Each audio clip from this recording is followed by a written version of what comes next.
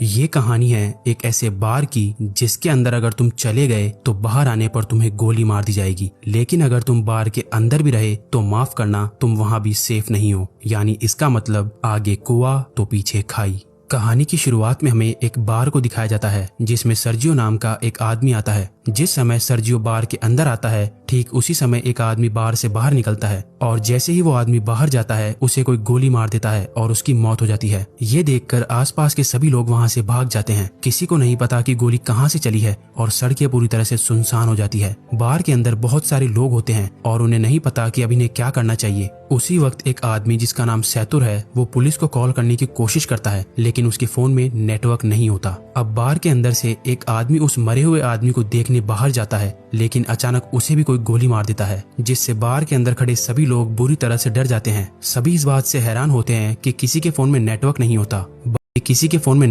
होता। बार के अंदर एक लड़की होती है जिसका नाम एलिना है। वो कहती है कि हमें टीवी पर न्यूज देखनी चाहिए। जब ये लोग टीवी पर न्यूज देखते हैं तो इस हादसे के बारे में टीवी पर कोई खबर नहीं होती और जैसे ही इन लोगों की नजर बाहर जाती है तो वहाँ से दोनों लाशें गायब हो जाती है और साथ ही उनका खून भी वहाँ से साफ कर दिया जाता है। इन सभी को कुछ समझ नहीं आता कि यहाँ पर क्या हो रहा है। तभी सैतुर कहता है कि मुझे लगता है कोई चाहता है कि हम में से कोई भी यहाँ से बाहर ना निकले। फिर सर्जियो कहता है कि हो सकता है हम में से कोई एक किलर हो या हो सकता है हम में से कोई आतंकवादी हो जिसके पास कोई भयानक विस्फोटक सामान हो और पुलिस उसे पकड़कर मारना चाहती हो। ये सुनकर एक आदमी जिसका नाम नाचो है वो अपने पैर से अपने बैग को छुपा देता है, पर सर्जियो उसे ऐसा करते हुए देख लेता है और इसके बारे में सबको बताता है। नाचो के बैग को ले लिया जाता है और जब उसके बैग को खोला जाता है तो उसमें से कपड़े और एक हार्ड डिस्क निकलती है। तभी नाचो कहता है कि इसमें ऐसी कोई भी चीज नहीं है जिससे किसी को भी नुकसान हो। वो कहता है कि मैं एक एड कंपनी में काम करता हूँ और इस हार्ड डिस्क में मेरे काम की फाइल्स है।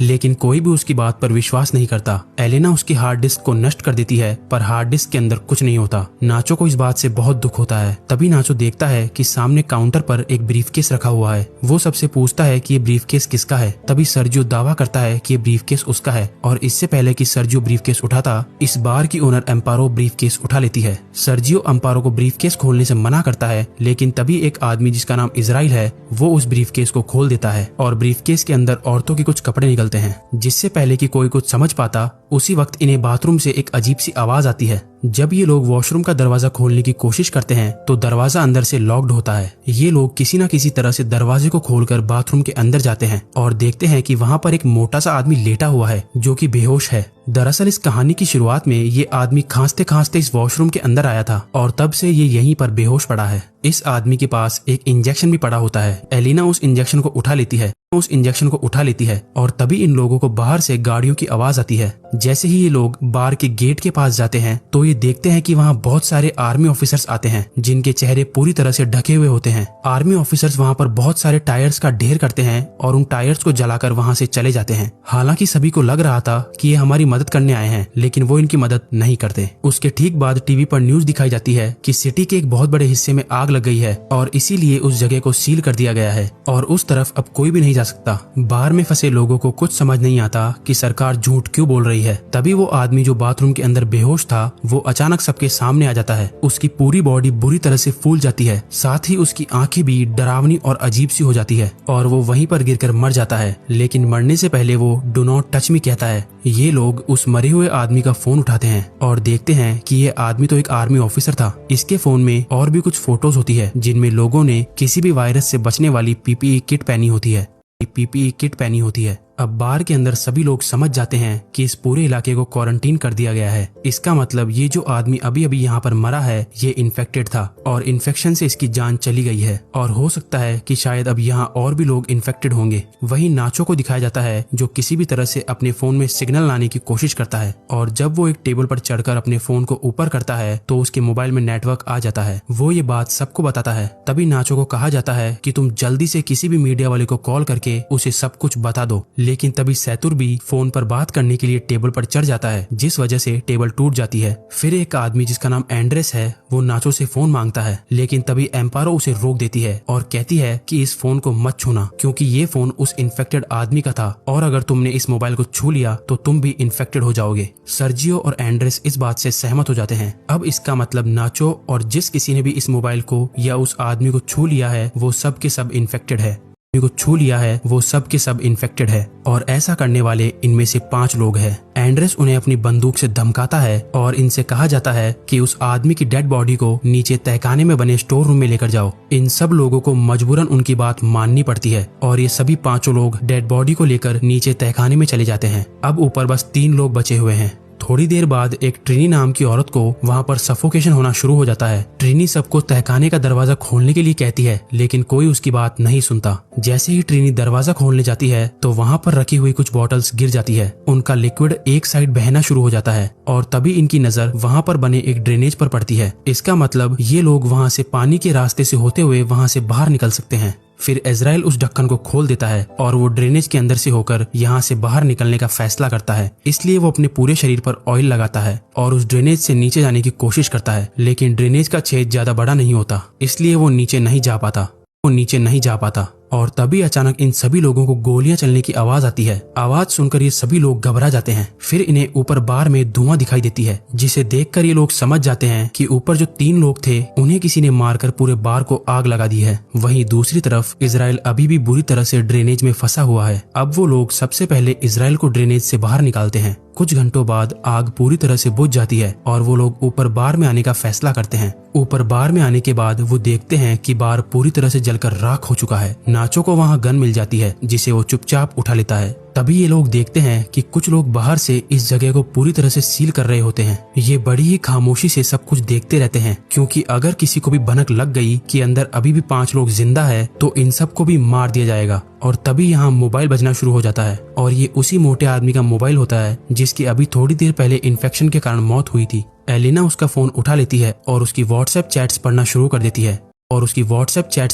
देती है जिसमें एक आदमी इस मोटे आदमी से पूछता है, क्या वैक्सीन लेने के बाद तुम्हारी तबीयत में सुधार है? इस आदमी ने जवाब दिया होता है कि नहीं, मेरी तबीयत बहुत खराब है और मैं किसी बार के वॉशरूम में छुपा हुआ हूँ, तुम मेरे पास आने की कोशिश मत करना। अब एलिना इसकी पुरानी चैट्स पढ़ती है जिसमें इस मरे हुए आदमी ने लिखा होता है कि मेरे पास अभी 4 और बची है। ये लोग समझ जाते हैं कि इसके पास जो इंजेक्शन है वही इस वायरस की वैक्सीन है। ये पढ़कर सब लोग खुश हो जाते हैं कि ये वैक्सीन काम कर सकती है, लेकिन फिर भी उनके मन में एक डाउट आता है कि अगर इस आदमी ने वैक्सीन ली थी तो इसकी मृत्यु कैसे हो गई। अचानक इसके बाद वो फोन बजना शुरू हो जाता है, पर इससे पहले कि वो फोन उठा पाते उसकी बैटरी लो होने के कारण फोन स्विच ऑफ हो जाता है। अब ये किसी न किसी तरह से फोन को चार्ज करने की कोशिश करते हैं। वहीं एलिना कहती है कि इस आदमी ने चैट्स में कहा था कि इसके पास 4 और बची है, तो क्यों ना हम उन 4 वैक्सीन को ढूंढे। फिर ये सब नीचे स्टोर रूम में उसकी लाश के पास जाते हैं, लेकिन इनको वहाँ पर कोई वैक्सीन नहीं मिलती। इसके बाद फिर ये वॉशरूम में जाते हैं जहाँ पहले से ही इजराइल वैक्सीन के साथ बैठा होता है। इजराइल किसी एक से अपना बलिदान मांगता है क्योंकि वो सब 5 है और वैक्सीन सिर्फ 4, इसलिए इजराइल सबसे पहले एक इंजेक्शन निकालकर अपने आप को इंजेक्ट कर लेता है। तभी नाचो उस पर अपनी बंदूक तान देता है, लेकिन इजराइल फिर भी वैक्सीन अपने शरीर में इंजेक्ट कर लेता है, जिसके बाद नाचो और इजराइल के बीच हाथापाई शुरू हो जाती है। इजराइल नाचो पर हावी हो जाता है और उसकी गन को छीन लेता है। इसी हाथापाई के दौरान वैक्सीन इजराइल के हाथ से छूटकर नीचे तहखाने में गिर जाती है। ट्रिनी तहखाने में जाकर वैक्सीन को उठा लेती है, लेकिन तभी गलती से उसके हाथ से वैक्सीन छूट जाती है और नीचे नाले में गिर जाती है। अब ये बेचारे सोच रहे होते हैं कि वैक्सीन को नाले में से कैसे निकाला जाए। इन सब में से एलिना सबसे पतली होती है, इसलिए ये लोग उससे पूछते हैं कि क्या तुम अंदर जाकर उन वैक्सीन को ला सकती हो। पहले तो एलिना मना कर देती है, लेकिन फिर बाद में वो मान जाती है, जिसके बाद एलिना की बॉडी पर ऑयल लगाया जाता है और उसे उस छोटे से छेद के अंदर धकेला जाता है और बड़ी ही मशक्कत के बाद वो नीचे नाले में गिर जाती है। एलिना वैक्सीन ढूंढ लेती है और पानी से बाहर आ जाती है। तभी नाचो वैक्सीन को एक तार पर बांधकर ऊपर भेजने को कहता है, लेकिन एलिना साफ साफ मना कर देती है क्योंकि वो जानती है ऊपर 3 लोग हैं और वैक्सीन भी सिर्फ 3 ही बची है। एलिना सबसे कहती है कि अगर तुम्हें वैक्सीन चाहिए तो तुम्हें नीचे आना होगा। फिर उसके बाद ये लोग ड्रेनेज के छेद को बड़ा करते हैं। तब तक एलिना बाहर का रास्ता ढूंढना शुरू कर देती है। थोड़ी दूर जाने के बाद उसे एक जगह पर रोशनी दिखाई देती है। सबसे पहले वो इंजेक्शंस को वहाँ पर बने एक गड्ढे में छुपा देती है। इसके बाद वो सीढ़ियों से ऊपर जाकर देखती है कि वहाँ पर बहुत सारी पुलिस फोर्स है जो कि बार में मरे उनके 3 साथियों को जला रही है। यहाँ से सीन शिफ्ट होता है और हमें दिखाया जाता है कि बाकी के 4 लोग जो ऊपर स्टोर रूम में थे वो भी अब किसी न किसी तरह से नीचे आ जाते हैं। इजराइल और नाचो के बीच एक बार फिर घमासान युद्ध शुरू हो जाता है और इस बार नाचो उससे बंदूक छीनकर उसे वहीं पर गोलियों से बूंद देता है। उसे बूंद देता है। अब नाचो के पास गन होती है, इसलिए सब उससे डर रहे होते हैं। तभी नाचो सैतुर को अपने गन पॉइंट पर ले लेता है और एलिना को वैक्सीन देने के लिए कहता है। नाचो कहता है कि हमारे पास 3 वैक्सीन है और इसको मरने के बाद हम तीनों बच सकते हैं। फिर एलिना इन सबको बाहर की ओर ले जाती है जहां उसने वैक्सीन छिपा रखी थी। धीरे धीरे ये लोग आगे बढ़ते रहते हैं। नाचो और एलिना आगे चलते हैं जबकि सैतुर और ट्रिनी इनके पीछे चलते हैं। तभी अचानक ट्रिनी सैतुर को पानी में डुबाकर मारने की कोशिश करती है ताकि सारी दिक्कत ही खत्म हो जाए, लेकिन नाचो ट्रिनी को ऐसा करने से रोक देता है। पर ट्रिनी नाचो से कहती है कि तुम मुझे मार दो ताकि तुम सब वैक्सीन बांट लो और तुम्हारी जान बच जाए। नाचो ट्रिनी पर बंदूक तान देता है लेकिन वो गोली नहीं चला पाता, जिसके बाद ट्रिनी नाचो से गन लेकर यहाँ से थोड़ी दूर जाकर अपने आप को मार देती है। अब सिर्फ 3 लोग बचे थे और इनके पास इंजेक्शन भी 3 ही थे, इसलिए सब एक एक इंजेक्शन ले लेते हैं। पर इससे पहले कि ये लोग अपनी बॉडी में इंजेक्शन लगाते, यहाँ पर इजराइल आ जाता है जो अभी भी जिंदा है। इजराइल सैतुर पर पीछे से हमला करके उसे जान से मार देता है। अब इजराइल को गुस्सा आ जाता है और वो नाचो और एलिना की जान के पीछे पड़ जाता है। तभी नाचो और एलिना को सामने सीढ़ियां दिखाई देती है। वो दोनों सीढ़ियों की ओर आगे बढ़ते हैं, पर तभी एलिना के पास जो इंजेक्शन होता है वो उसके हाथ से छूटकर नीचे गिर जाता है। अब क्योंकि इजराइल भी उनके साथ सीढ़ियों पर चढ़ रहा है, इसलिए वो नीचे नहीं जा सकते। नाचो जल्दी से अपना इंजेक्शन एलिना को दे देता है। फिर इजराइल नाचो के पैर पकड़कर उसे नीचे खींच लेता है, जिससे दोनों की नीचे गिरकर मौत हो जाती है। एलिना के पास अब जो वैक्सीन बचा है वो उसे अपने शरीर में इंजेक्ट कर लेती है और ऊपर ड्रेनेज के ढक्कन को खोलकर बाहर निकल जाती है। बाहर निकलते ही उसे बहुत सारे लोग दिखाई देते हैं और सरकार ने आगे के इलाके को पूरी तरह से सील किया हुआ है। तभी एक औरत उसकी बॉडी पर अपनी जैकेट डाल देती है। एलिना को बिल्कुल भी होश नहीं होता और वो चुपचाप उस भीड़ में शामिल हो जाती है। अंत में इस कहानी में हमें ये पता चलता है कि वो मोटा आदमी जो बाहर के वॉशरूम में खांसता गया था वो एक आर्मी ऑफिसर था, और हो सकता है शायद आर्मी किसी तरह का कोई बायोलॉजिकल वेपन बना रही हो ताकि वो अपने दुश्मन देशों पर इस वेपन से हमला कर सके। लेकिन इस दौरान इनका अपना एक ऑफिसर इन्फेक्टेड हो गया। हालांकि उनके पास इस इन्फेक्शन की वैक्सीन भी थी, लेकिन ये ऑफिसर बीमार था, इसलिए वैक्सीन ने उसके ऊपर काम नहीं किया। और जब आर्मी को पता चलता है कि उनका वो ऑफिसर बार के अंदर है, तो उन्होंने पूरे एरिया को सील कर दिया ताकि वहाँ से कोई भी बाहर ना निकल पाए और उस वायरस को इसी जगह पर खत्म कर दिया जाए, चाहे इसके लिए उन्हें कुछ बेगुनाह लोगों को मारना ही क्यों ना पड़े। थोड़े बहुत लोगों के चक्कर में वो पूरे देश को खतरे में नहीं डाल सकते थे, इसलिए उन्हें मजबूरन ये कदम उठाना पड़ा। तो तुम्हें क्या लगता है, ये कदम उठाना सही था या गलत?